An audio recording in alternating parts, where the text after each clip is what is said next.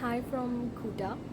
I'm here for the next 2 nights. I'm staying one night in a hotel called Ramada, and today I'll be moving to a villa for one night. Honestly, I haven't really explored much. I've been very exhausted with the entire packed week that I've had. So my plan is to just chill, take it easy a bit in Kuta and Samenia. They're both close to each other.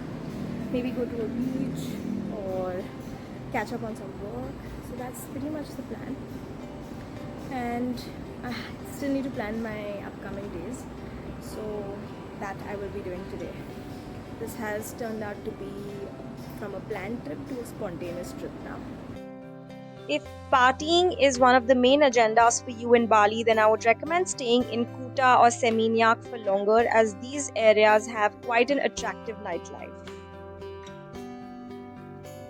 Kuta for me was more like a break from all the partying during my first week in Bali and after an overnight trek to Mount Batur. I didn't want to exert or push my body too much, so I just took it very easy, caught up on some work, and didn't really go out too much to the beach or didn't really see any attractions. The whole agenda was to take a break and take it very easy. My first night in Kuta ended with a hearty meal from an Indian restaurant. You'll find plenty of them in this area of Bali.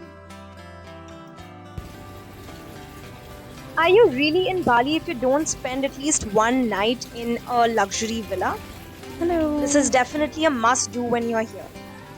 The next morning, I decided to spend one night in a luxurious villa very close to where I was staying before.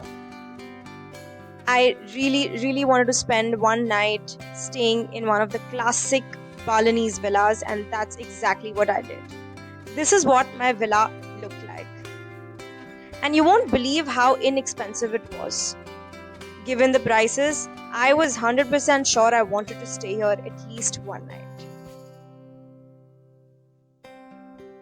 This villa costed me rupees 7,500 for one night, including breakfast, a private pool, and jacuzzi. They also have several other add-ons like a spa experience, floating breakfast, and many more. Kuta and Seminyak have really nice local markets that are open at night as well, so I would highly recommend you to check them out. In terms of parties, La Favela and Mexicola are two places that I definitely ask you to add to your list. I ended up staying in that night as I was sick and watched one of my favorite travel movies, Eat, Pray, Love, a part of which is shot in Bali. Next day, we had some really nice breakfast and left for Sanur Port, from where we caught a speedboat to Nusa Lembongan. A lot of travelers usually spend more time in Nusa Penida, but I decided to spend 3 nights and 4 days in Nusa Lembongan instead. One of the reasons was that I really wanted to go to Gili Islands as well, and there's a direct ferry or a speedboat from Nusa Lembongan, so I wanted to keep that option open even though I didn't have anything booked.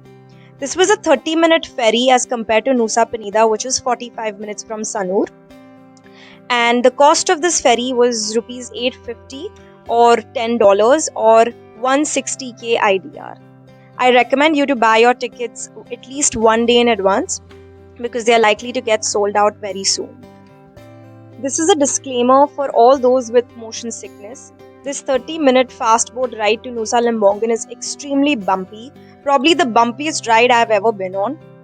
So please take the necessary precaution because you're very likely to be affected at the end of this journey.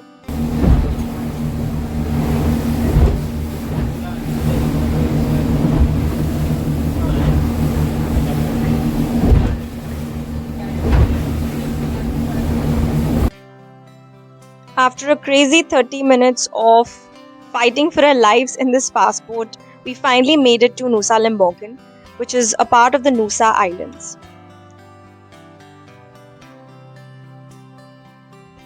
We got off at Mushroom Bay Beach and were picked up on a scooter by our hotel.